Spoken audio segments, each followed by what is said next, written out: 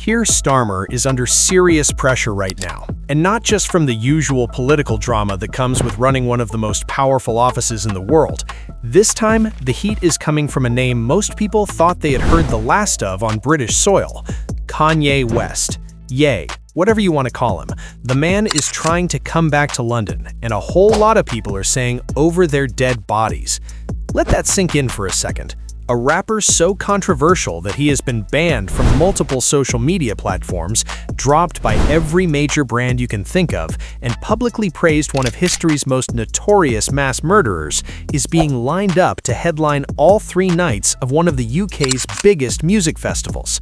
And the question sitting on everyone's lips right now is whether the British government is going to let that actually happen. Welcome to Pop Showroom, where we bring you the stories behind the headlines. If you're not subscribed yet, hit that button right now, because this story goes deeper than anything you've seen in the mainstream media. The Wireless Festival in Finsbury Park, London, is scheduled for this July, and the organizers have confirmed that Kanye West is set to close the show every single night. 3 nights, 3 headline slots, all yay. Now, for context, this man has not performed on British soil since Glastonbury back in 2015. That was a whole decade ago. A lot has happened since then, and none of it paints a flattering picture. Since that Glastonbury set, Kanye has gone on one of the most spectacular public meltdowns in entertainment history.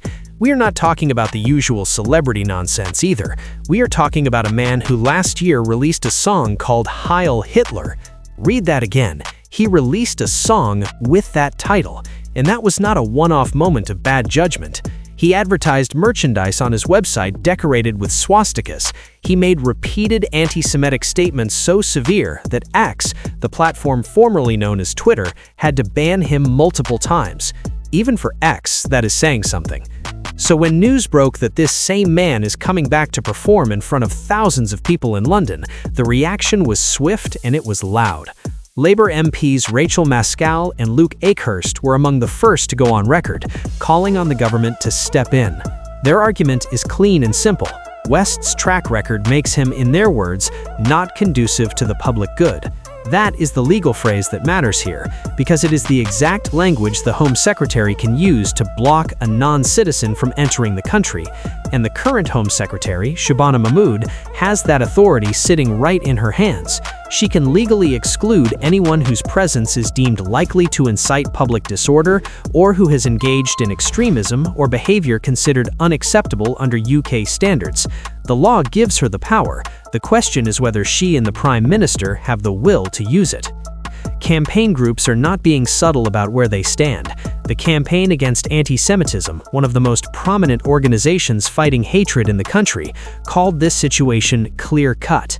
They are not interested in debating gray areas. To them, the evidence is already on the table. The history speaks for itself. And when organizations like that use the phrase clear-cut, they are essentially telling the government that there is no complicated legal calculus to work through here. This is straightforward. Keep him out. The pressure from multiple directions, civil society groups, elected politicians, and an increasingly alarmed Jewish community is landing squarely on Starmer's desk. Now here is where it gets even more interesting, because this is not a simple story of villain versus hero. Nothing ever is. Kanye West is not silent on all of this. He has responded. Back in January of this year, he took out a full-page advertisement in the Wall Street Journal, one of America's most respected financial newspapers, to issue a public apology. In that statement, he attributed his past behavior to bipolar disorder, which he said was triggered by a car crash injury that happened 25 years ago. He wrote the words himself. He stated plainly that he is not a Nazi and he is not an anti-Semite. He said he loves Jewish people. Now, before you have a reaction to that, understand that this is not the first time he has apologized. Back in 2023, he issued a statement to the Jewish community through social media, written in Hebrew. So this is at least the second round of formal apology, and yet here we are, still having this exact same conversation about whether he should be allowed through British borders. That is the tension at the heart of this entire thing. On one side, you have people who believe in redemption, who think that a man who has publicly acknowledged wrongdoing and cited a serious mental health condition deserves a second chance. On the other side, you have people who have watched this pattern play out too many times. Kanye apologizes, Kanye gets a platform, Kanye says or does something deeply offensive again. The cycle repeats. And it is not just words at this point. When you release music titled the way he released that track last year, that is a deliberate creative choice. That is content being pushed into the world with intent. Apology or no apology, that landed, and people remember it. The business world is already voting with its money. Two of the festival's major sponsors, Pepsi and Diageo, have already pulled their support from wireless.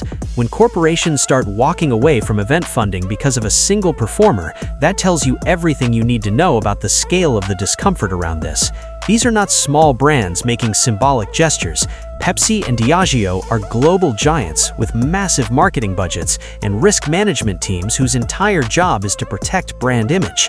They looked at the situation and calculated that being associated with this is simply not worth it. The organizers, however, are pressing ahead. Here's another detail that should make your eyebrows rise. As of last week, Kanye West had not even submitted a visa application for his UK visit. The festival is in July. The clock is ticking. The longer the application sits unsubmitted, the more compressed the timeline becomes for any legal challenge or government review to actually run its course.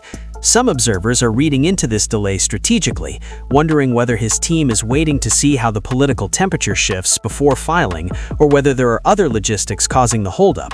Either way, the absence of a formal application at this stage is itself a talking point.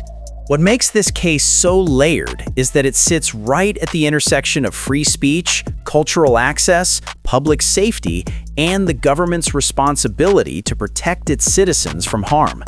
The UK is not new to banning performers or public figures whose views are considered dangerous. Precedents exist. The Home Secretary's powers in this area are real and have been exercised before, but a formal exclusion of an artist of Kanye West's global profile would be a significant and highly visible move, one that would instantly become international news and would draw its own political consequences. Starmer would be making a statement not just about this one case, but about where Britain draws the line and who decides where that line sits. The Jewish community in Britain is watching all of this very closely. For many of them, this is not an abstract political question. This is about whether the country they live in takes the threat of anti-Semitism seriously enough to act when the moment demands it, rather than simply issuing statements and waiting for the noise to die down. The fact that major sponsors have left, that MPs have spoken, that campaign groups are calling it clear-cut, and that public pressure is building means this is a test, a real one, and the outcome will carry meaning far beyond one music festival in a North London park. Nobody knows yet what Starmer will do.